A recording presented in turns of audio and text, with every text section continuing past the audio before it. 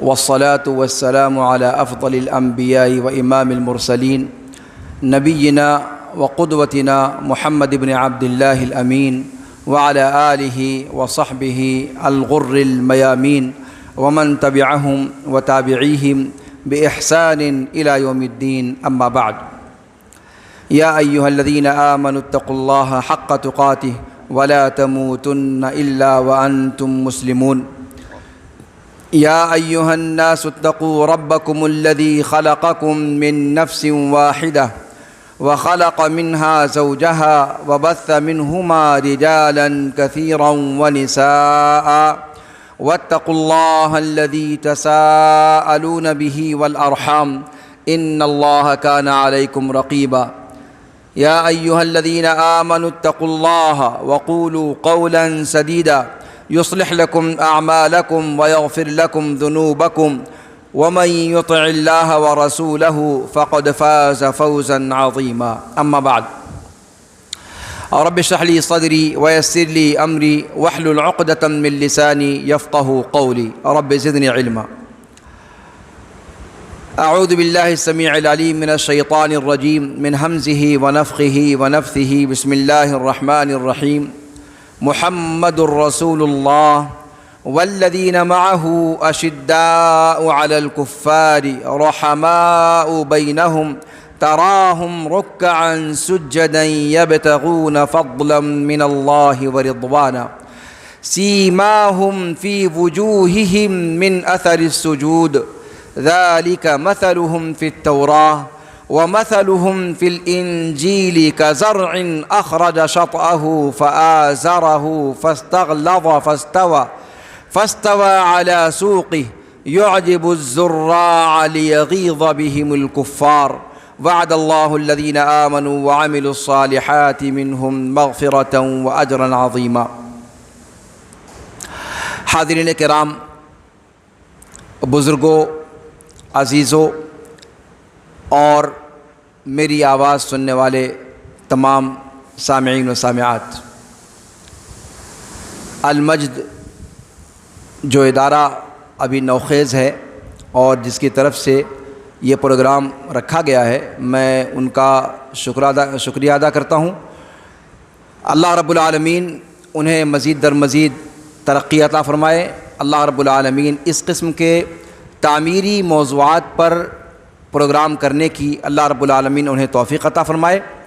اور آپ تمام لوگوں کا بھی شکر گزار ہوں کہ آپ اس طرح کے حساس موضوعات پر گفتگو سننے کے لیے مشقت برداشت کر کے تشریف فرما ہیں. اللہ رب العالمین ہم سب کو حق بات کہنے، سننے، سمجھنے اور عمل پیرا ہونے کی توفیق ارزانی بخشے. حمد و صلات اور خطبہ مسنونہ کے بعد جو موضوع آج آپ کے سامنے ڈسکس ہونا ہے، جس پر کچھ باتیں آپ کے سامنے عرض کرنی ہیں، وہ حسین رضی اللہ عنہ وارضاہ کی شہادت یا حسین رضی اللہ عنہما وارضاہما کی شہادت اور ان سے جڑے کچھ معاملات پر کہا گیا ہے کہ آپ کے سامنے کچھ باتیں میں رکھوں. حقیقت یہ ہے کہ اسلامی تقویم کا یہ پہلا مہینہ، اسلامی کیلنڈر کا نقطۂ آغاز یہ مہینہ ہے، اور اس مہینے کی اگر کوئی شرعی حقیقت ہے، شرعی اگر کوئی اعتبار ہے، تو صرف یہ ہے کہ یہ مہینہ اسلامی سال کا، ہجری سال کا پہلا مہینہ ہے، اور یہ ان حرمت اور تقدس والے مہینوں میں سے ہے جنہیں اللہ رب العالمین نے حرام قرار دے رکھا ہے، جن مہینوں کے اندر بطور خاص ظلم اور تعدی اور ایک دوسرے کا حق مارنا، ایک دوسرے پر جبر کرنا، ایک دوسرے پر تشدد کرنا، ان ساری باتوں سے روکا گیا ہے. 4 حرمت کے مہینوں میں سے یہ مہینہ بطور خاص شدید حرمت کا ہے، اسی لیے اس مہینے کو شہر اللہ المحرم کہا جاتا ہے. یعنی باقی سارے 12 مہینے بھی اللہ ہی کے مہینے ہیں، لیکن یہ اکلوتا ایسا مہینہ ہے جس کو اللہ کی طرف نسبت کر کے بولا جاتا ہے کہ اللہ رب العالمین کا حرام کردہ مہینہ، باقی ساری حرمت جو 3 مہینوں کی ہے اس کے علاوہ وہ بھی اللہ کی ہے، لیکن یہ مہینہ بطور خاص تقدس رکھتا ہے، تقدس کا حامل ہے۔ اس کے علاوہ اس مہینے کی اگر کوئی خصوصیت ہے تو وہ یہ کہ اس مہینے کے پہلے عشرے کے آخری دن یعنی 10 محرم کو اللہ رب العالمین نے انسانی تاریخ کا ایک عظیم واقعہ اس دن انجام دلوایا، اور وہ کیا کہ روئے زمین کا سب سے بڑا ظالم یا سب سے بڑے ظالموں میں سے ایک فرعون اور اس کی قوم کو اللہ رب العالمین نے دریا برد کیا بنو اسرائیل کی نگاہوں کے سامنے، اور موسیٰ علیہ السلام اور ان کی قوم بنو اسرائیل کو اللہ رب العالمین نے فرعون کے ظلم و جبر اور اس کے چنگل سے ان کی نگاہوں کے سامنے اللہ رب العالمین نے ان کو ڈبویا، فرعونیوں کو اور اسرائیلیوں کو اللہ رب العالمین نے نجات عطا فرمائی، جس کے شکرانے کے طور پر موسیٰ علیہ وعلی نبینا الصلاۃ والتسلیم اس دن کا روزہ رکھا کرتے تھے۔ اللہ کے رسول صلی اللہ علیہ وسلم جب مدینہ تشریف لائے اور جہاں یہود بستے تھے، یہود اس دن کی تعظیم کرتے تھے، جب آپ صلی اللہ علیہ وسلم کو بتایا گیا کہ اس وجہ سے یہ لوگ تعظیم کرتے ہیں تو اللہ کے رسول صلی اللہ علیہ وسلم نے فرمایا کہ موسیٰ علیہ السلام اس دن کا اگر شکرانے کے طور پر روزہ رکھتے تھے اور اس دن یہ عظیم واقعہ ہوا تھا تو اس شکرانے کے بنو اسرائیل سے زیادہ ہم مستحق ہیں کہ حضرت موسیٰ علیہ السلام کی خوشی میں شامل ہوں۔ پھر اللہ کے رسول صلی اللہ علیہ وسلم نے اس دن کا روزہ رکھا بھی اور امت کو بھی حکم دیا کہ اس دن کا روزہ رکھیں۔ اس محرم کی 10 تاریخ کا روزہ رکھنے کی مشروعیت یہاں سے سمجھ میں آتی ہے، اور اس عاشورہ کے دن کے روزے کی فضیلت اللہ کے رسول صلی اللہ علیہ وسلم نے یہ بتلائی کہ سال گزشتہ کے جتنے صغیرہ گناہ ہیں اللہ رب العالمین اس ایک دن کے روزے سے ان سارے گناہوں کا کفارہ کر دے گا۔ پھر جب آپ صلی اللہ علیہ وسلم کو یہ معلوم ہوا کہ یہود اس دن کا خاص کر کے روزہ رکھتے ہیں اور امت محمدیہ کو یہودیوں کی مخالفت کرنے کا حکم دیا گیا ہے، تو اللہ کے رسول صلی اللہ علیہ وسلم نے کہا کہ اگر میں اگلے سال زندہ رہا تو میں 10 محرم کے ساتھ ساتھ 9 کو بھی روزہ رکھوں گا، لیکن اگلا محرم دیکھنے سے پہلے اللہ رب العالمین نے آپ صلی اللہ علیہ وسلم کو اپنے پاس بلا لیا، آپ صلی اللہ علیہ وسلم کا انتقال ہو گیا۔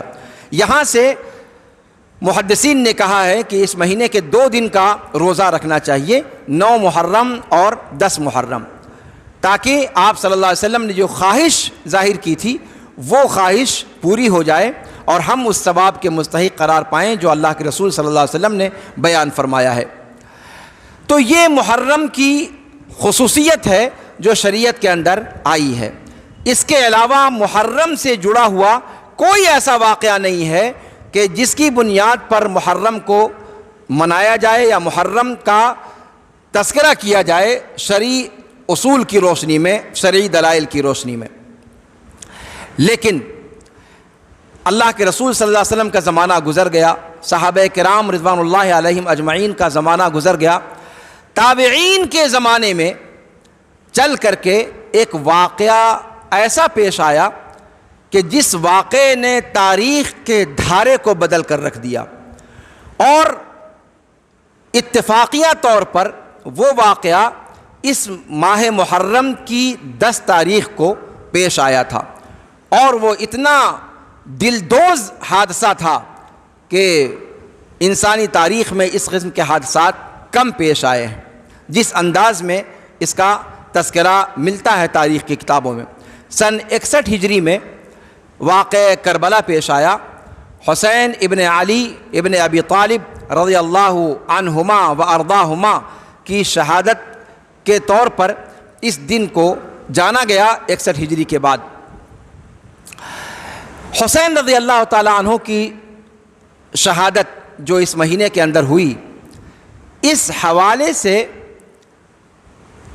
اسلامی تاریخ میں جیسا کہ میں نے ذکر کیا، بعد کے زمانے میں 61 ہجری کے بعد کا جو زمانہ ہے، اور وہ بھی بہت بعد کا زمانہ، اس میں اس واقعے کی غیر معمولی اہمیت بنا دی گئی اور اس دن سے اور اس واقعے سے جوڑ کر افسانے گڑھ لیے گئے، افسانے وضع کر لیے گئے تاکہ اس دن کو زیادہ سے زیادہ خطرناک بنا کر کے امت محمدیہ کے سامنے پیش کیا جائے۔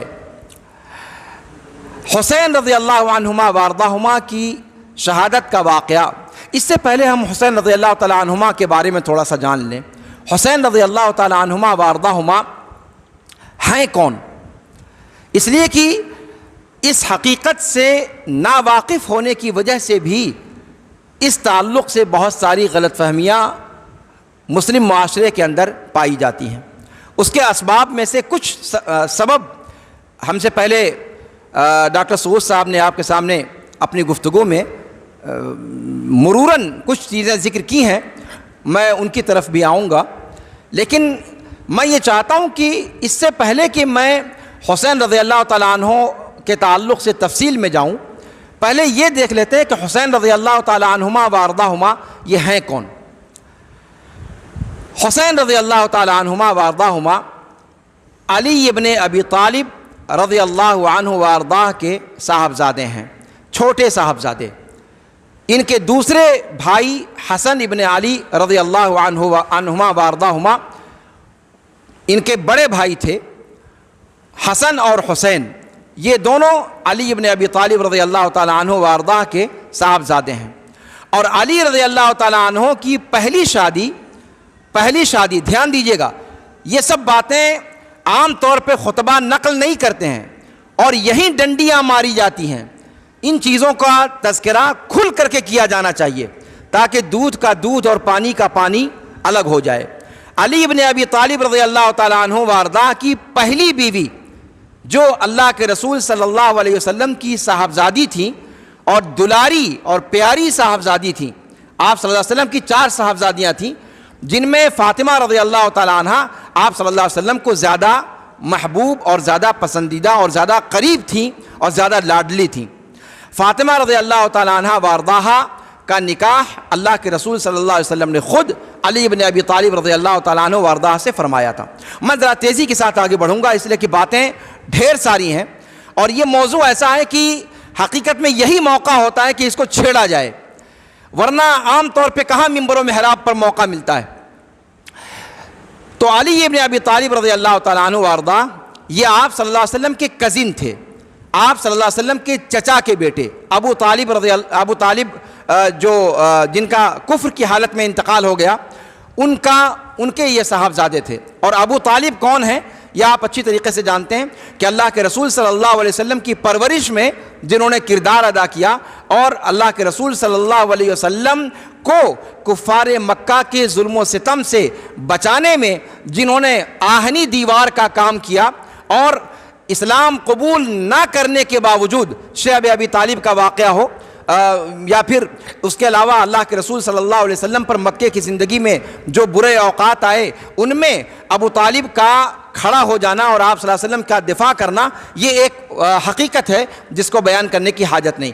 تو ابو طالب کے صاحبزادے تھے علی رضی اللہ عنہ، اور علی رضی اللہ تعالیٰ عنہ بہت چھوٹے تھے اللہ کے رسول صلی اللہ علیہ وسلم سے۔ اللہ کے رسول صلی اللہ علیہ وسلم علی رضی اللہ تعالیٰ عنہ کو کزن کی حیثیت سے بھی مانتے تھے اور اس طور پر بھی مانتے تھے کہ یہ ان کے چچا کے اس چچا کے لڑکے ہیں جس چچا نے باپ بن کر کے ان کو پالا تھا، جس چچا نے باپ کی ذمہ داری ادا کی تھی، دادا کی ذمہ داری ادا کی تھی۔ دادا اور باپ کے انتقال کے بعد باپ کو تو اللہ کے رسول صلی اللہ علیہ وسلم نے ان کا سایہ ہی نہیں پایا، دادا کو پایا تھا، اور دادا کے انتقال کے بعد ابو طالب نے آپ صلی اللہ علیہ وسلم کو سنبھالا۔ تو علی ابن ابی طالب آپ صلی اللہ علیہ وسلم کے چچا زاد عمزاد بھائی بھی تھے، اور آپ صلی اللہ علیہ وسلم ان کو چچا کے لڑکے سے زیادہ اس طور پر مانتے تھے کہ وہ آپ کے اپنے بھائی کے طور پر گویا چونکہ ابو طالب کی پرورش میں آپ تھے۔ تو علی رضی اللہ عنہ کا نکاح فاطمہ کے ساتھ اللہ کے رسول صلی اللہ علیہ وسلم نے خود کروایا، خود کیا آپ صلی اللہ علیہ وسلم نے۔ علی رضی اللہ تعالیٰ عنہ کی طرف سے بھی سامان کی تیاری آپ صلی اللہ علیہ وسلم نے اپنے ذمہ لی، اور اس طریقے سے دونوں کی شادی ہوئی۔ علی رضی اللہ تعالیٰ عنہ اور فاطمہ رضی اللہ تعالیٰ عنہ ان دونوں کے یہاں حسن اور حسین رضی اللہ عنہما و ارضاہما کی پیدائش ہوتی ہے۔ حسن علی رضی اللہ تعالیٰ عنہ کے بڑے بیٹے تھے، اور حسین یہ آپ صلی اللہ علیہ وسلم کے یہ علی رضی اللہ تعالیٰ عنہ کے چھوٹے بیٹے تھے۔ حسن اور حسین چونکہ آپ صلی اللہ علیہ وسلم کو کوئی نرینہ اولاد باقی نہیں بچی جس کی نسل چلتی، آپ صلی اللہ علیہ وسلم انہی دونوں کو سبطین کہا جاتا ہے، ان کو حسن اور حسین کو، یعنی آپ صلی اللہ علیہ وسلم کے نواسے، آپ صلی اللہ علیہ وسلم ان دونوں کو ان کی پرورش آپ صلی اللہ علیہ وسلم ہی نے کی ہے۔ ایک بات یہ بھی ہے کہ حسن اور حسین یہ دونوں اللہ کے رسول صلی اللہ علیہ وسلم کی شکل سے بہت مشابہ تھے، خاص طور پر حسین رضی اللہ تعالیٰ عنہ اللہ کے رسول صلی اللہ علیہ وسلم کی شباہت ان کے ہاں پائی جاتی تھی۔ ابن عمر رضی اللہ تعالیٰ عنہما وارضاہما ایک روایت میں کہتے ہیں کہ ان دونوں بھائیوں میں حسین رضی اللہ تعالیٰ عنہ وارضا یہ آپ صلی اللہ علیہ وسلم کی شکل سے سب سے زیادہ مشابہ تھے۔ میں نے ان کو دیکھا کہ انہوں نے اپنی داڑھی رنگی ہوئی تھی، خضاب لگایا ہوا تھا، ایسا خضاب جو کالے کے قریب قریب تھا، یعنی آپ کہہ سکتے ہیں کہ کافی کلر کا خضاب انہوں نے لگا رکھا تھا، اور ان کی شباہت اللہ کے رسول صلی اللہ علیہ وسلم سے بہت ملتی جلتی تھی۔ حسین رضی اللہ تعالیٰ عنہما و ارضاہما صحابہ کرام کے درمیان ان کا مقام کیا تھا، یہ بھی ہمیں جاننا ضروری ہے۔ لیکن اس کو بتانے سے پہلے میں چاہتا ہوں کہ پہلے ان کی شہادت کے پس منظر میں جو ایک مزاج بنایا جاتا ہے کہ حسین رضی اللہ تعالیٰ عنہما و ارضاہما کو اگر کوئی مانتا ہے تو یہ شیعہ لوگ مانتے ہیں، اس کے علاوہ سنی جو ہوتے ہیں، جو اہل سنت والجماعت کے لوگ ہیں، چاہے وہ جس فرقے کے ہوں، یہ لوگ حسین رضی اللہ تعالیٰ عنہما و ارضاہما کو مانتے ہی نہیں ہیں۔ یہ تاثر دینے کی کوشش کی جاتی ہے۔ کیا یہ حقیقت ہے؟ اس پر ہم گفتگو آگے کریں گے۔ یہاں پر ہم اتنا کہنا چاہیں گے کہ حسین رضی اللہ عنہما و ارضاہما کو شیعہ مانتے ہیں، جو کیا وہ حقیقت میں ماننا ہے، یا وہ جو ہم ان کو مقام دیتے ہیں وہ حسین رضی اللہ عنہما کو حقیقت میں ماننا ہے؟ جب تفصیل آپ کے سامنے آئے گی تو آپ سمجھ لیجئے گا، اس پر گفتگو ہم بعد میں کریں گے۔ حسین رضی اللہ عنہما و ارضاہما کا یہ مقام اور مرتبہ جو اللہ کے رسول صلی اللہ علیہ وسلم نے بیان فرمایا ہے، آپ صلی اللہ علیہ وسلم نے ان دونوں کے بارے میں کیا کہا ہے؟ آپ صلی اللہ علیہ وسلم نے حسن اور حسین دونوں کو ایک حدیث میں بیان فرمایا کہ ہما سیدہ شباب اہل الجنہ، حسن اور حسین رضی اللہ عنہما و ارضاہما یہ دونوں کے دونوں جنتیوں کے نوجوانوں کے سردار ہیں۔ ایک دوسری روایت میں اللہ کے رسول صلی اللہ علیہ وسلم فرماتے ہیں حسن اور حسین دونوں کے بارے میں کہ ہما ریحانتایا فی الدنیا، کہ یہ میرے دو پھول ہیں جو اللہ رب العالمین نے مجھے دنیا کے اندر عطا فرمائے ہیں۔ اس کے علاوہ اللہ کے رسول صلی اللہ علیہ وسلم نے کچھ اور حدیثوں کے اندر بھی ان دونوں کی تعریف کی ہے، لیکن حسن رضی اللہ تعالیٰ عنہ کی تعریف ایک حدیث میں آپ صلی اللہ علیہ وسلم نے بطور خاص فرمائی، اور اس میں آپ صلی اللہ علیہ وسلم نے کہا کہ حسن رضی اللہ تعالیٰ عنہ یہ میرا نواسا، اس کے ذریعے سے اللہ رب العالمین امت کے دو بڑے دھڑوں کے درمیان صلح قائم کروائے گا۔ حسن ابن علی رضی اللہ تعالیٰ عنہما و ارضاہما کی یہ فضیلت اللہ کے رسول صلی اللہ علیہ وسلم نے بیان فرمائی جو حسین رضی اللہ تعالیٰ عنہما کے بارے میں نہیں فرمائی۔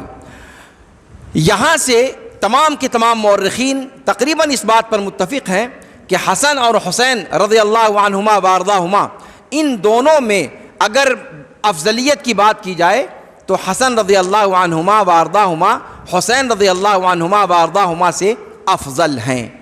دونوں کی فضیلت ہے، فضیلت دونوں کی ہے، لیکن اگر ان دونوں کے اندر بات کی جائے تو ان دونوں کے درمیان فضیلت حسن ابن علی رضی اللہ تعالیٰ عنہما و ارضاہما کی زیادہ ہے۔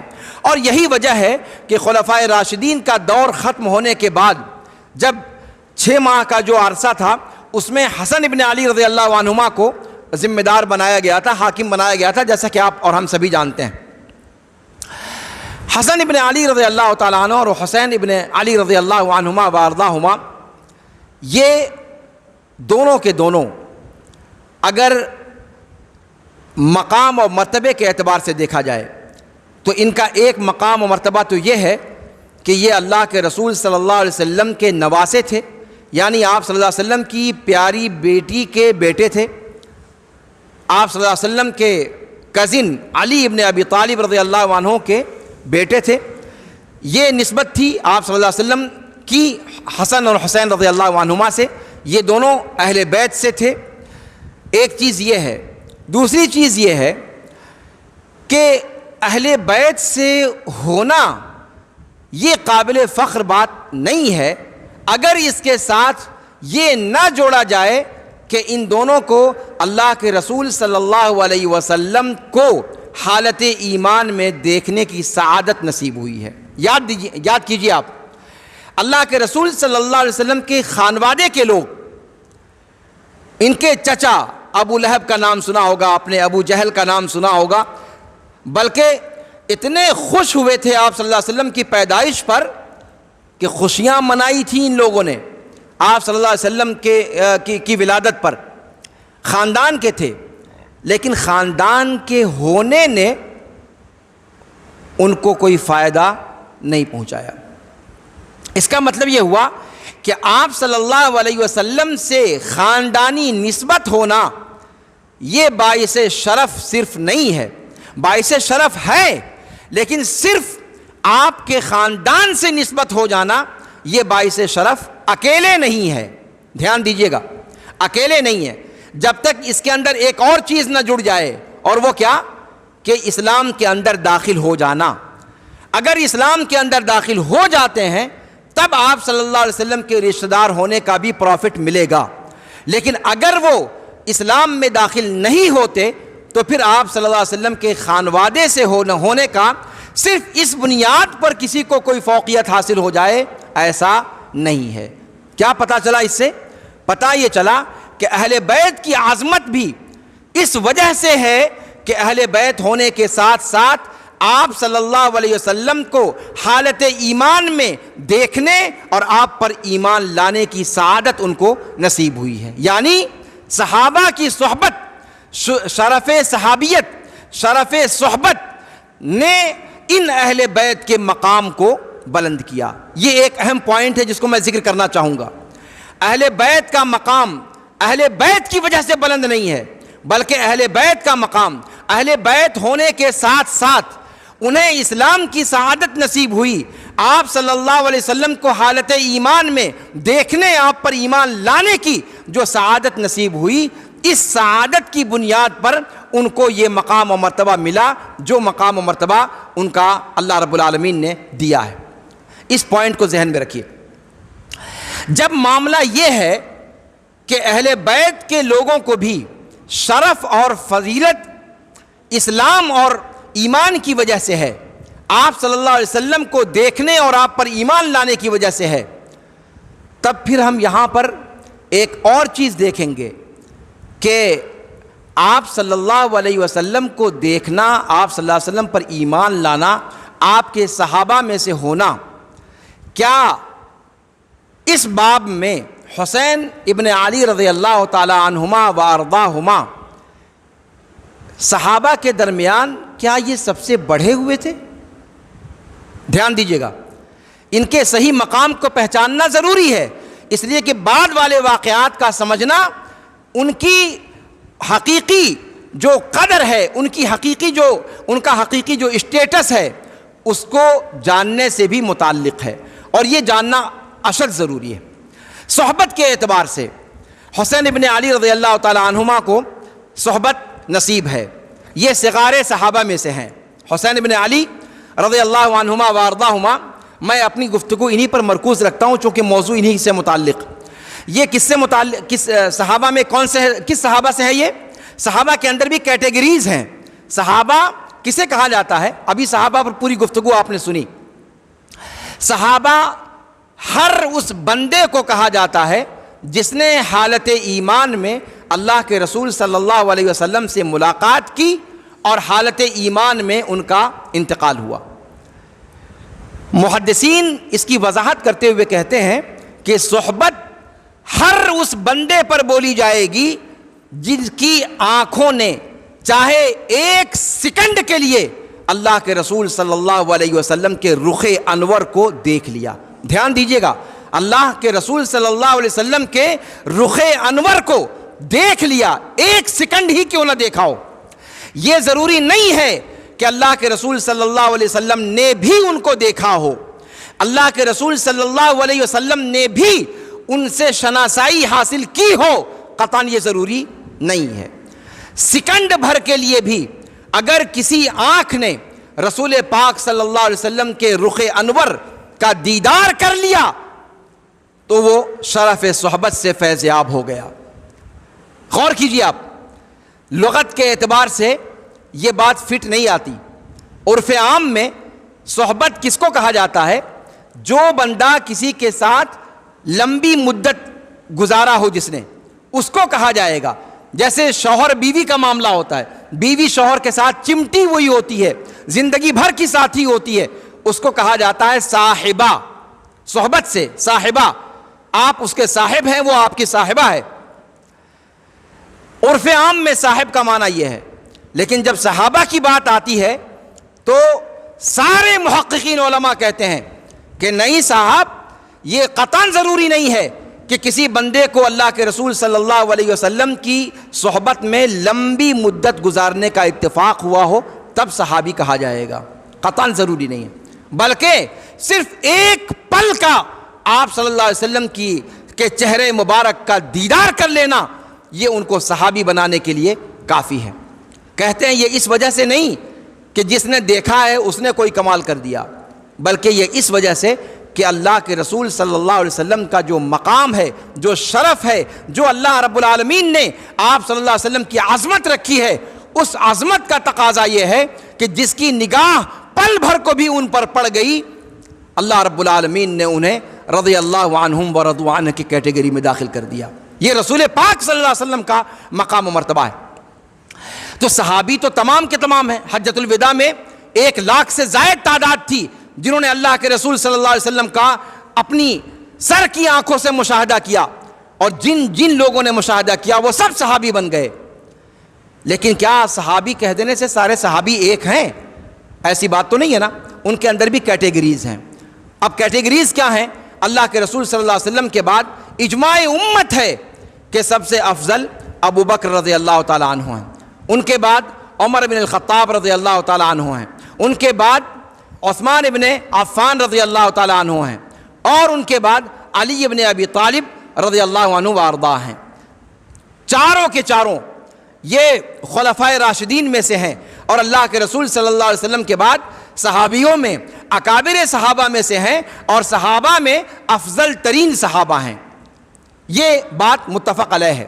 ابو بکر و عمر کا معاملہ متفق علیہ ہے۔ عثمان اور علی کے درمیان بعض اختلافات پائے جاتے ہیں جن کی تفصیل کی یہاں پر حاجت نہیں ہے۔ ابن عمر رضی اللہ تعالیٰ عنہما وارضاہما کہتے ہیں کہ اللہ کے رسول صلی اللہ علیہ وسلم جب بھی ذکر کرتے تھے تو کہتے تھے کہ ابو بکر، عمر اور عثمان، ابو بکر، عمر اور عثمان، تینوں کا ذکر کرتے تھے اللہ کے رسول صلی اللہ علیہ وسلم ساتھ میں۔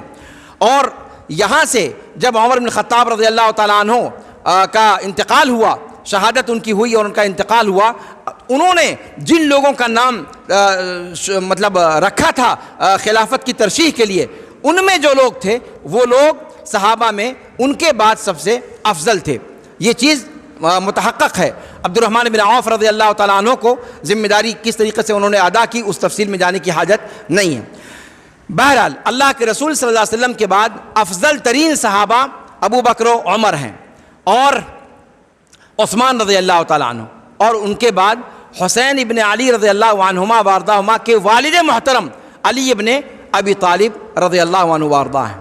یہ بات متفق علیہ ہے۔ اس کا مطلب یہ ہوا کہ حسین ابن علی رضی اللہ تعالیٰ عنہ ان کا مقام بلند و برتر ہے۔ یہ صغار صحابہ میں سے، ان صحابہ میں سے ہیں جو اللہ کے رسول صلی اللہ علیہ وسلم کے زمانے میں بچے تھے، چھوٹے تھے، جیسے عبداللہ ابن عمر رضی اللہ تعالیٰ عنہما کا معاملہ ہے، انس ابن مالک رضی اللہ تعالیٰ عنہما کا معاملہ ہے، اس طریقے سے اور دیگر صحابہ کرام جو چھوٹے تھے، عبداللہ ابن زبیر کا معاملہ ہے۔ تو یہ سب صغار صحابہ میں سے ہیں۔ حسین ابن علی رضی اللہ تعالیٰ عنہ صغار صحابہ میں سے ہیں۔ اہل بیت میں سے بھی ہیں اور صغار صحابہ میں سے بھی ہیں، اور ان کا مقام و مرتبہ ابو بکر سے، عمر سے، عثمان سے اور خود ان کے والد علی سے بعد میں ہے، ان سے پہلے ان کا مقام و مرتبہ نہیں ہے۔ اب یہاں سے آئیے ذرا سا ایک دوسری بات دیکھتے ہیں۔ اگر یہ چیز متحقق ہے اور اس میں کسی کا اختلاف نہیں ہے کہ حسین ابن علی رضی اللہ تعالیٰ عنہ سے افضل ان کے والد علی ابن ابی طالب تھے، اور علی سے افضل عثمان تھے، اور عثمان سے افضل عمر تھے، اور عمر سے افضل ابو بکر رضی اللہ تعالیٰ عنہ تھے۔ ایک بات یہاں پر اور میں ایک ذکر کر کے پھر اپنی بات کو آگے بڑھاؤں گا۔ ابو بکر رضی اللہ تعالیٰ عنہ کو چھوڑ دیجئے کہ ان سے اللہ کے فضل و کرم سے وہ صدیقین میں سے اللہ رب العالمین نے ان کو رکھا تھا، اور ان سے کوئی بڑی اجتہادی غلطی ثابت نہیں ہے ابو بکر رضی اللہ تعالیٰ عنہ سے۔ لیکن ان کے بعد عمر بن خطاب خلیفہ بنے، عثمان بن عفان خلیفہ بنے، علی بن ابی طالب رضی اللہ عنہ خلیفہ بنے، اور ان تینوں سے ان کے اجتہادی مسائل میں غلطیاں ہوئی ہیں۔ اجتہادی مسائل میں دھیان دیجیے گا، یہ تمہید میں ابھی باندھ رہا ہوں چونکہ آگے اس کی ضرورت پڑے گی۔ یہ تینوں کی تینوں ابو بکر کے بعد امت میں سب سے افضل تھے، اور ان تینوں سے اجتہادی غلطیاں سرزد ہوئی ہیں اور باقاعدہ اس کے ثبوت موجود ہیں۔ لیکن اجتہادی غلطیاں سرزد ہونے کے باوجود ان کا مقام و مرتبہ نہیں گھٹا۔ وہ اللہ کے رسول صلی اللہ علیہ وسلم کے بعد ابو بکر کو چھوڑ دیا جائے اگر تو دوسرے نمبر پہ عمر ہیں، تیسرے نمبر پہ عثمان ہیں، چوتھے نمبر پہ علی رضی اللہ تعالیٰ عنہ۔ تو اس چیز کو ذہن میں رکھا جائے کہ اگر اجتہادی غلطیاں ہوئی ہیں، اگر ہم یہ بات کہتے ہیں کسی کے بارے میں، تو اس سے ان کا مقام و مرتبہ گھٹے گا نہیں، اس لیے کہ مقام و مرتبہ اگر گھٹنا ہوتا اجتہادی غلطی کی وجہ سے تو عمر کا گھٹتا، اجتہادی غلطی کی وجہ سے اگر کسی کا مقام و مرتبہ گھٹتا تو عثمان کا گھٹتا، اجتہادی غلطی کی وجہ سے مقام و مرتبہ گھٹتا تو علی کا گھٹتا۔ جب ان کا مقام و مرتبہ اجتہادی غلطیوں سے نہیں گھٹا تو ہمیں یہ سننے کے لیے تیار رہنا چاہیے کہ اگر حسین رضی اللہ تعالیٰ عنہ وارضاہ اجتہادی غلطی کرتے ہیں تو ان کی بھی اجتہادی غلطی کی وجہ سے ان کے مقام و مرتبے پر کوئی فرق، کوئی آنچ نہیں آئے گی۔ اس چیز کو آپ گرہ سے باندھ لیں۔ اب آئیے دیکھتے ہیں کہ حسین ابن علی رضی اللہ تعالیٰ عنہما وارضاہما ان کا معاملہ تھا کیا۔ یہاں پر یہ بھی میں واضح کرتا چلوں کہ یزید ابن معاویہ ان کے زمانے میں حکمراں تھے، اور یزید ابن معاویہ کو حکمراں بنایا تھا ان کے والد معاویہ ابن ابی سفیان رضی اللہ عنہ وارضاہ نے۔ اور یزید بالاتفاق یہ صحابہ میں سے نہیں تھے۔ امام ابن تیمیہ رحمہ اللہ نے واضح طور پر ذکر کیا ہے کہ یزید صحابہ میں سے نہیں تھے۔ حسین ابن علی رضی اللہ تعالیٰ عنہما وارضاہما کو پلس پوائنٹ یہیں پر مل جاتا ہے کہ یہ صحابی میں سے ہیں، صغار صحابہ میں سے ہیں، وہ ٹھیک ہے، لیکن یہ صحابہ میں سے ہیں اور یزید صحابہ میں سے نہیں ہیں۔ اور یہ چیز آپ ذہن میں رکھیں، یہاں پر میں اس کو پھر ذکر کروں گا۔ ابھی اس سے پہلے جو ہمارے خطیب تھے انہوں نے ایک صاحب کا ذکر کیا تھا اور ان کی تحریروں کا ذکر کیا تھا، میں نہ چاہتے ہوئے بھی یہاں پر میں ان کی طرف تھوڑا سا گفتگو کو لے جاؤں گا۔ صحابیت کے شرف کو ان لوگوں نے سمجھ کیا رکھا ہے، سمجھ کیا رکھا ہے ان حرام خوروں نے؟ صحابیت کا شرف کیا سمجھا ہے اس کو ان نادانوں نے؟ صحبت کا شرف کیا ہوتا ہے کیا جانا ہے ان لوگوں نے؟ میں نے بتایا آپ سے کہ جن آنکھوں نے پل بھر کے لیے رسول پاک صلی اللہ علیہ وسلم کے رخ انور کا دیدار کر لیا، ان آنکھوں پر جہنم کی آگ حرام ہو گئی۔ رضی اللہ عنہم ورضوا عنہ کا سرٹیفکیٹ ان کو دے دیا گیا۔ اللہ جانتا تھا کہ آنے والی زندگی میں یہ لوگ کیا کریں گے، کیسے ان کے درمیان معاملات پیش آئیں گے۔ ان چیزوں کو جاننے کے بعد بھی عالم الغیب و شہادہ کہتا ہے رضی اللہ عنہم ورضوا عنہ۔ اور یہ حرام خورے، یہ بونے آج آ کر کے صحابہ کرام رضوان اللہ علیہم اجمعین کے تعلق سے اپنی زبانوں کو، اپنی زبان دان کو دراز کرتے ہیں۔ وہیں پر زمین نہیں دھس جاتی، وہیں پر آسمان سے کوڑے نہیں برس جاتے ان کے اوپر۔ اللہ رب العالمین ہمیں اور آپ کو اس دن سے بچائے کہ کسی صحابی کے بارے میں برا سوچیں، کہنے کی بات بہت دور کی بات ہے، زبان پر لانا، قلم پر لانا یہ بہت دور کی بات ہے۔ ذہن و دماغ میں ان کے تعلق سے اگر کوئی غلط تصور آتا ہے تو اللہ سے ڈریے کہ اللہ کا کوئی عذاب نہ ہم کو دھر دبوچے۔ ان نادانوں نے صحابہ کرام کے مقام کو کیا سمجھا اور کیا جانا۔ آج ابن کثیر کی ایک عبارت میں پڑھ رہا تھا، ابن کثیر رحمہ اللہ نے صحابہ کی تعریف میں اس بات کو ذکر کیا ہے، اور انہوں نے کہا ہے کہ سیکنڈ بھر کے لیے اگر کسی کی نگاہ اللہ کے رسول پر پڑ گئی تو وہ صحابہ میں سے ہو گیا، وہ صحابہ میں سے ہو گیا۔ اور صحابہ میں سے ہونے کا مطلب یہ ہے کہ اللہ رب العالمین نے رضی اللہ عنہم ورضوا عنہ جو کہا ہے وہ دائرہ ان کو اپنے اندر شامل کر لیتا ہے۔ یہاں کچھ نادان لوگ ہیں جو کہتے ہیں صاحب خلفائے راشدین کے بعد کوئی حکمراں صحیح تھا ہی نہیں، کوئی حکمراں صحیح تھا ہی نہیں۔ خلفائے راشدین ان کے بارے میں تو زبان تان دراز نہیں کر سکتے، لیکن ان میں بھی کیا ہے عثمان رضی اللہ تعالیٰ عنہ کے تعلق سے، جن کے بارے میں رسول پاک صلی اللہ علیہ وسلم نے شہادت دی کہ علیکم بسنتی وسنت الخلفاء الراشدین المہدیین من بعدی، جن کے بارے میں رسول پاک صلی اللہ علیہ وسلم کی مقدس زبان سے نکلا کہ تم لوگوں پر میری سنت کو پکڑنا لازم ہے اور میرے خلفائے راشدین کی سنت کو پکڑنا لازم ہے۔ وہ خلفائے راشدین جو ہدایت یافتہ ہیں ان کی سنتوں کو اپنے دانتوں سے مضبوطی سے تھام لو۔ سبحان اللہ۔ اور ان خلفائے راشدین میں تیسرے نمبر پہ عثمان بن عفان آتے ہیں، اور یہ بونے عثمان بن عفان رضی اللہ تعالیٰ عنہ کے بارے میں زبان تان دراز کرتے ہیں۔ پھر خلفائے راشدین جب نہیں بچے ہیں تو ان کے بعد کے لوگوں کی بات اور ان کے بارے میں کیا بات کہی جائے۔ تو کیا کہتے ہیں یہ لوگ؟ عمر بن عبدالعزیز رحمہ اللہ جن کی خلافت 100 ہجری کے آس پاس ہے، 100 ہجری اور اس کے بعد، ان کو کہتے ہیں کہ یہ خلیفہ راشد خامس ہیں، 5ویں خلیفہ راشد ہیں۔ طیب اس بیچ میں جو پوری کی پوری جو حکمرانوں کی نسل ہے وہ کیا ہے؟ ان کے بارے میں کیا کہتے ہیں؟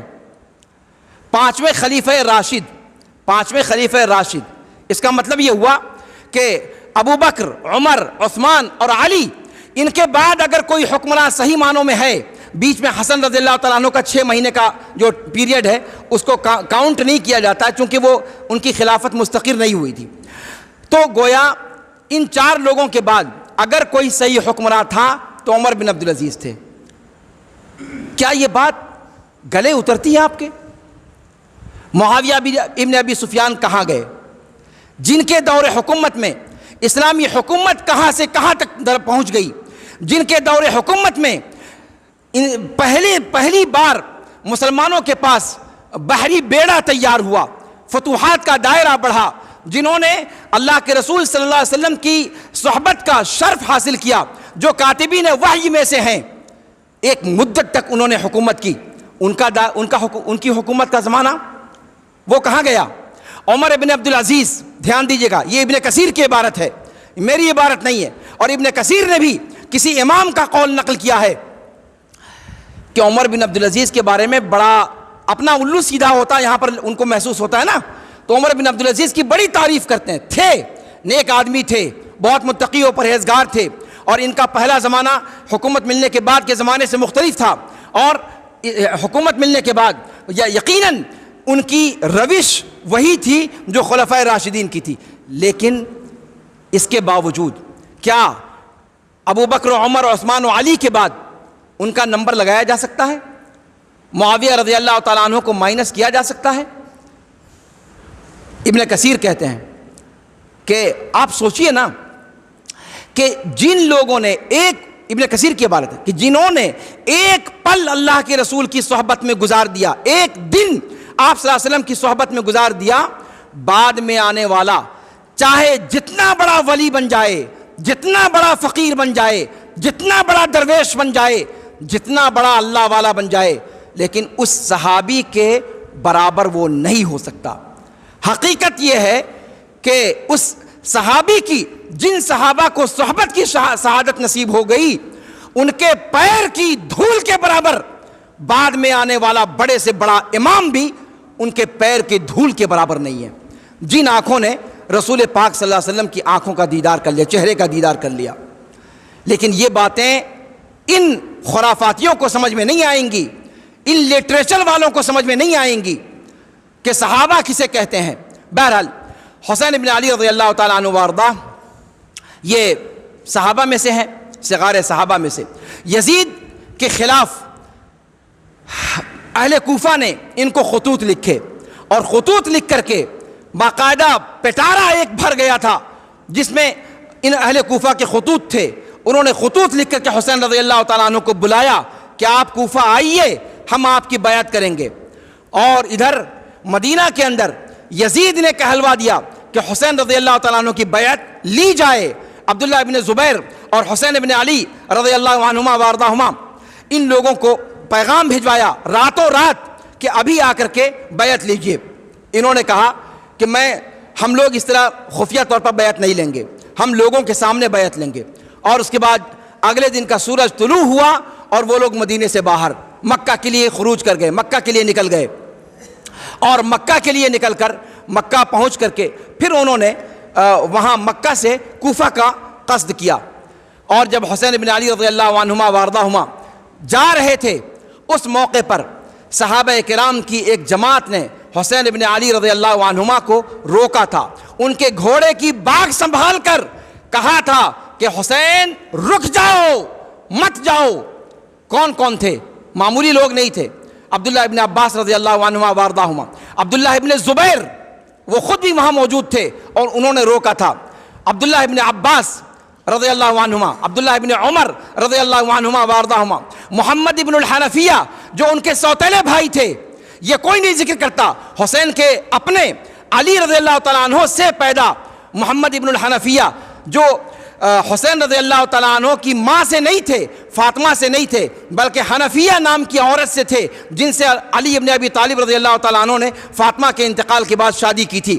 ان سے یہ بیٹا تھا محمد ابن الحنفیہ۔ انہوں نے بھی حسین ابن علی رضی اللہ تعالیٰ عنہما وارضاہما کو روکا، سارے کے سارے لوگوں نے روکا، حسین مت جاؤ، حسین مت جاؤ۔ ابن عباس نے یہاں تک کہا کہ اگر تم جاتے ہو تو میں تم پر ابھی انا للہ پڑھتا ہوں، اس لیے کہ مجھے یقین ہے کہ میں تمہیں دوبارہ زندہ نہیں دیکھوں گا۔ اتنا یقین تھا ان کو کہ حسین زندہ واپس نہیں آئیں گے۔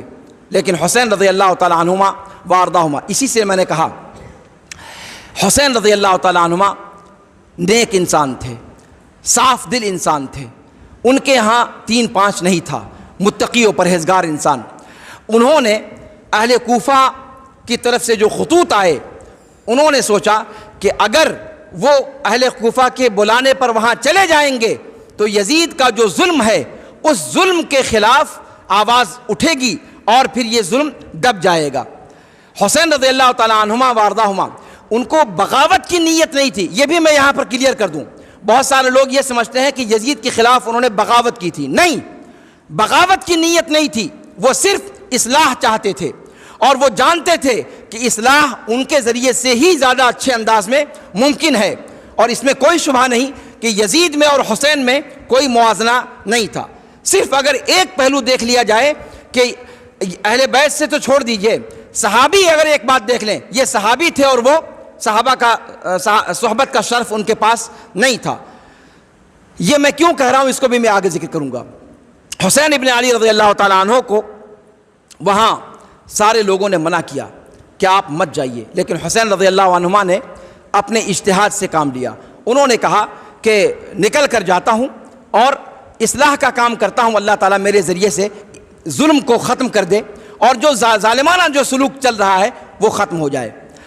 اور اس بات کی دلیل کہ حسین ابن علی رضی اللہ تعالیٰ عنہما وہ حکومت کے خلاف انہوں نے بغاوت نہیں کی تھی، اس کی دلیل کیا ہے کہ جب یہ راستے میں جا رہے تھے، جب عقیل کی شہادت کی اطلاع ملی، عقیل ابن ابی طالب ان کے بھائی، ان کی شہادت کی اطلاع ملی، اس وقت حسین ابن علی رضی اللہ تعالیٰ عنہما سمجھ گئے، ان کو پیغام پہنچ چکا تھا کہ کوفہ والوں نے بے وفائی کی ہے، غداری کی ہے، خیانت کی ہے، اور وہیں سے انہوں نے اپنا ارادہ بدل دیا۔ انہوں نے کہا کہ ہم مدینہ واپس ہو جائیں گے، لیکن تب تک عقیل ابن ابی طالب کے گھر کے لوگ کھڑے ہو گئے، کہا کہ نہیں، ہم ان کے خون کا انتقام لیے بغیر نہیں جائیں گے۔ یہاں پر ایک بات مجھے بتائی جائے، اگر یزید کے خلاف بغاوت کی ان کی نیت تھی تو حسین رضی اللہ عنہما وارضاہما نے واپسی کی نیت کیوں کی بھلا؟ کیا یہ دو حال سے خالی نہیں؟ یا تو آپ دو بات میں سے ایک بات مانیں، یا تو یہ مانیں کہ حسین بزدل تھے نعوذ باللہ، اور اپنے بھائی کی شہادت کا سن کر کے وہ لرز گئے، کانپ گئے اور میدان چھوڑ کر بھاگنے کے لیے کھڑے ہو گئے، اور یہ کوئی دشمن بھی نہیں کہے گا، یہ کوئی حسین رضی اللہ عنہ کا دشمن بھی یہ بات نہیں کہے گا۔ تب دوسری بات کیا ہے کہ حسین رضی اللہ عنہما کا مقصد بغاوت تھا ہی نہیں، حکومت کے خلاف بغاوت تھا ہی نہیں۔ اگر وہ مقصد ہوتا تو بغیر اس مقصد کو حاصل کیے ہوئے واپس جانے کی بات وہ کرتے ہی نہیں۔ اس کا مطلب یہ چیز اس بات کی صریح دلیل ہے کہ بغاوت کی نیت ان کی نہیں تھی، ایک بات۔ دوسری بات، جب زیاد کے کہنے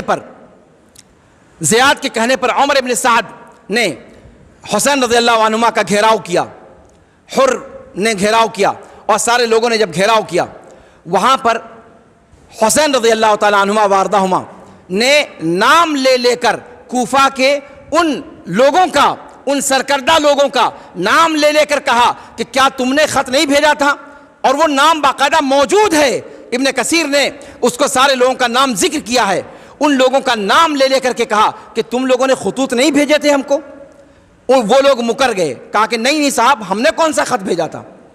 اس کے بعد جب حسین رضی اللہ عنہما نے دیکھ لیا کہ جنہوں نے بلایا تھا وہی مکر کر کے مخالف ہو گئے، تب پھر انہوں نے عمر بن سعد کے سامنے تین باتیں رکھی کہ دیکھو بھائی، ایسا ہے کہ میں بغاوت کی نیت سے تو پہلے بھی نہیں آیا ہوں، میں 3 باتوں کا آپشن دیتا ہوں، یا تو چپ چاپ جہاں سے میں آیا ہوں مجھے وہاں پر لوٹ جانے دو، اور یا تو مجھے لے کر کے یزید کے پاس پہنچو، یزید کے پاس مجھے لے جاؤ اور وہاں پر میں ان کے ساتھ آمنے سامنے بات کر لیتا ہوں، اور یا تو تیسرا آپشن یہ کہ مجھے سرحدوں پر بھیج دیا جائے، میں سرحدوں پر اللہ کے راستے میں قتال کرتا ہوا شہید ہو جاؤں گا۔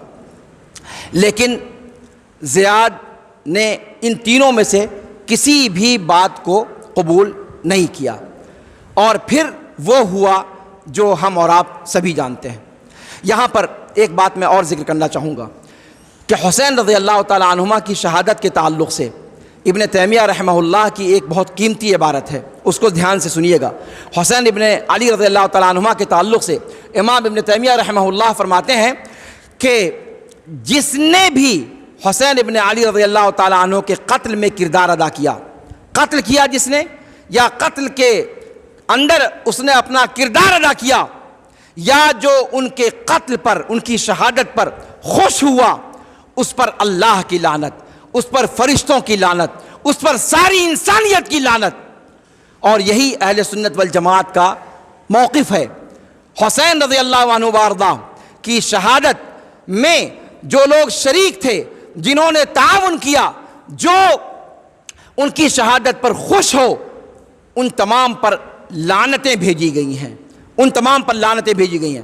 تو اس چیز کو ذہن میں رکھیں کہ یہ چیز اہل سنت والجماعت کا موقف ہے، لیکن اس کا یہ مطلب نہیں کہ جو لوگ اس کے اندر شریک نہیں ہیں ان کو بھی اس کے اندر گھسیٹ لیا جائے۔ ابن سبا کا جو فتنہ تھا، اس فتنے کی بدولت ہوا کیا؟ ایک اہم پوائنٹ ہے جس کی طرف میں اشارہ ضرور سمجھتا ہوں کہ سبائیوں کا جو فتنہ تھا، اس فتنے نے اس میں خاص طور پر کردار ادا کیا۔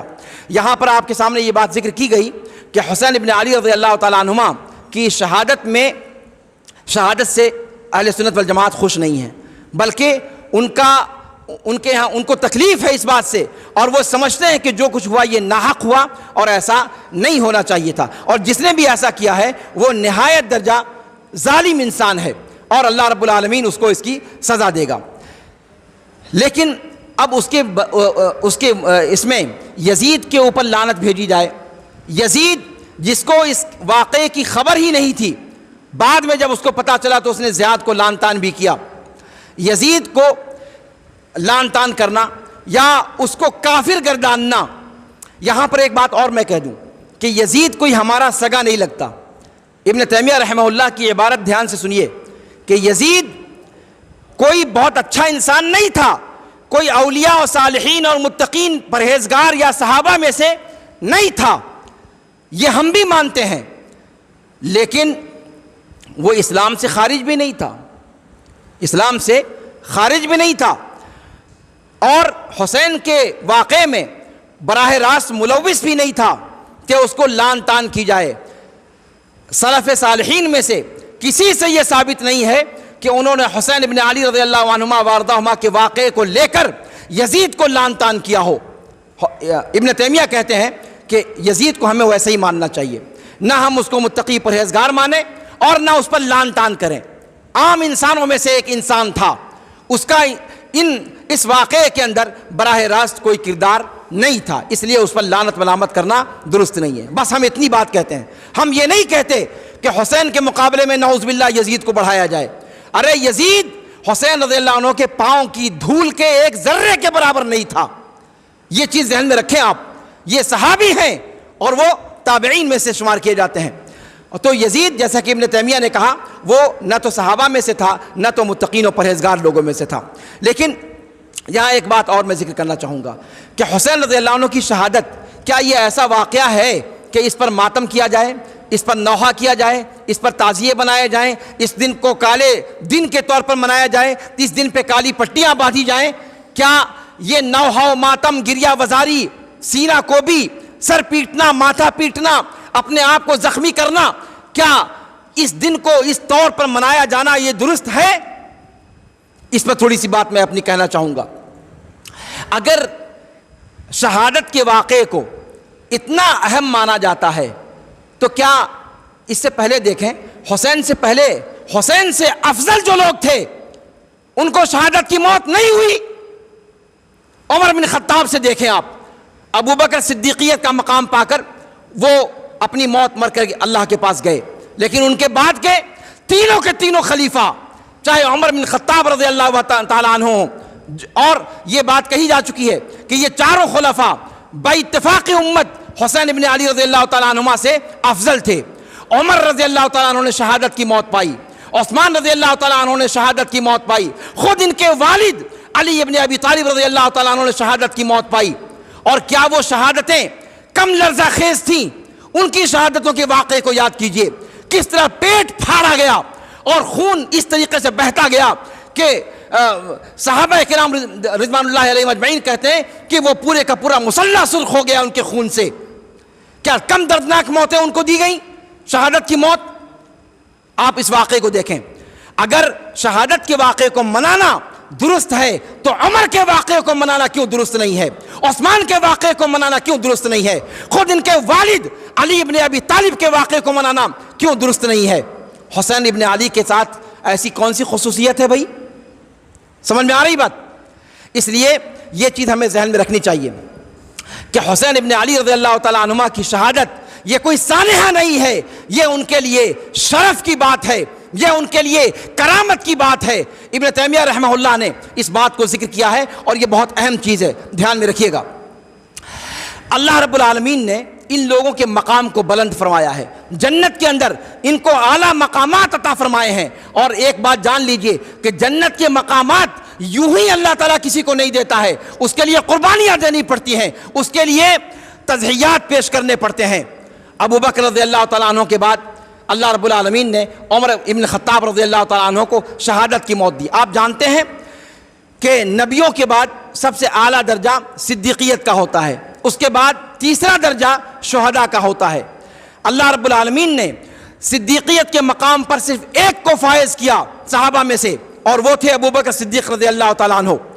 باقی سارے لوگ جن کو اللہ تعالیٰ صدیقیت سے قریب رکھنا چاہتا تھا، ان سب کو اللہ نے شہادت کی موت دی، چاہے وہ عمر ہو، چاہے وہ عثمان ہو، چاہے وہ علی ہو، چاہے وہ حسین ہو، چاہے وہ حسن ہو۔ یہ اتفاق نہیں ہو سکتا کہ ان سب کی موت شہادت کی موت تھی۔ تیسری کیٹیگری صدیقیت کے بعد شہداء کی کیٹیگری ہے، اور اللہ رب العالمین کے یہاں یہ چیز مقصود تھی کہ نبیوں کے بعد صدیق کا مقام، اور صدیق کے بعد جو تیسرا درجہ ہے اس تیسرے درجے میں حسین کو بھی پہنچانا چاہتا تھا اللہ تعالیٰ۔ یہ کبار صحابہ میں سے نہیں تھے، یہ بدر میں شریک نہیں تھے، یہ ان شروعات کے مارکوں میں شریک نہیں تھے، یہ ان بڑے بڑے واقعات میں شریک نہیں تھے، پھر ان کو وہ فضل کیسے دیا جائے؟ اللہ رب العالمین نے شہادت کو ذریعہ بنا دیا، اور شہادت کے ذریعے سے اللہ رب العالمین نے ان کو کرامت کا وہ مقام عطا کیا جس مقام کی بدولت وہ عمر بن خطاب کے ساتھ ہوں گے، وہ عثمان بن عفان کے ساتھ ہوں گے، وہ علی بن ابی طالب ان کے اپنے والد علی بن ابی طالب کے ساتھ ہوں گے، اور اپنے بھائی حسن بن علی کے ساتھ ہوں گے۔ اس پہلو سے اگر آپ دیکھیں تو آپ کو پتہ چلے گا کہ یہ خوشی کا دن ہے، نہ کہ غمی کا دن ہے۔ لیکن خوشی کا دن اگر ہم اس طور پہ مناتے ہیں ناصبیوں کی طرح کہ حسین بن علی کی شہادت کو ہم خوشی کے طور پر مناتے ہیں، تو یہ چیز بھی غلط ہوگی۔ جیسے ماتم منانا غلط ہے ویسے خوشی منانا غلط ہے، لیکن صحیح نظریہ ہمارے اندر ہونا چاہیے کہ اللہ رب العالمین نے حسین رضی اللہ عنہ کی شہادت کو ان کی کرامت کا، ان کے اعلیٰ درجے پر فائز ہونے کا ذریعہ بنایا، سیڑھی بنایا۔ کیسے؟ اللہ کے رسول صلی اللہ علیہ وسلم کو جو مقام اللہ نے دیا اس کے لیے اللہ تعالیٰ نے ذریعہ بنایا۔ آپ جانتے ہیں کہ اللہ کے رسول صلی اللہ علیہ وسلم افضل ترین ہیں، لیکن اللہ رب العالمین نے اس کے لیے بھی ذریعہ بنایا۔ اللہ کے رسول نے کیا کہا کہ اذانوں کے بعد جو دعا پڑھو اس دعا میں کیا سکھایا؟ آت محمدن الوسیلہ، اے اللہ تو ہمارے رسول محمد صلی اللہ علیہ وسلم کو وسیلہ دے۔ وسیلہ کیا ہے؟ وہ مقام جو اللہ رب العالمین کائنات میں، مخلوقات میں کسی کو نہیں دے گا، جو صرف اور صرف اگر کسی کو ملے گا تو اللہ کے رسول صلی اللہ علیہ وسلم فرماتے ہیں کہ مجھے امید ہے کہ وہ مقام میرے لیے بنا ہے۔ امت کو تلقین کی کہ تم سارے لوگ ہر نماز کے اندر اذان کے بعد دعا کر کے اللہ سے مانگو کہ مجھے دے۔ گویا وہ مقام حقیقت میں ان کو ہی ملنا ہے، لیکن ہماری دعاؤں کو اللہ نے ذریعہ بنا دیا۔ ہم جب مانگتے ہیں اس مانگنے کے ذریعے سے گویا اللہ تعالیٰ نبی پاک صلی اللہ علیہ وسلم کو وہ مقام عطا فرمائے گا۔ تو اللہ رب العالمین نے اس کائنات کے اندر سبب کو مسبب سے جوڑا ہے۔ یہ نظام تکوینی نظام ہے اس کائنات کا، تو کوئی چیز پانے کے لیے اس کے لیے کوئی ذریعہ بنانا پڑتا ہے۔ حسین رضی اللہ تعالیٰ عنہما کو وہ مقام عطا کرنے کے لیے اللہ رب العالمین نے شہادت کو ذریعہ بنایا۔ اس لیے حسین رضی اللہ عنہما کی شہادت کو ان کے والد کی شہادت اور عمر بن خطاب کی شہادت اور عثمان بن عفان رضی اللہ عنہ کی شہادت سے جوڑ کر دیکھا جانا چاہیے۔ یہ اس سے الگ کوئی واقعہ نہیں ہے، اور ہمیں اپنی زبانوں کو صحابہ کرام رضوان اللہ علیہم اجمعین کے بارے میں کھولنے سے گریز کرنا چاہیے۔ اور خاص طور سے یزید پر جب بات ہوتی ہے، یزید پر گفتگو کرتے ہوئے حقیقت کیا ہے میں آپ کو بتاتا ہوں۔ صحابہ کا نام لے کر کے کوئی برا نہیں کہتا ہے، کہنے کو سب کہتے ہیں کہ ہم صحابہ کو مانتے ہیں۔ مودودی کی تحریروں کو اٹھا کر پڑھ لیجیے آپ، وہ کہیں نہیں کہتا کہ ہم صحابہ کو برا کہتے ہیں۔ لیکن مصیبت کیا ہے؟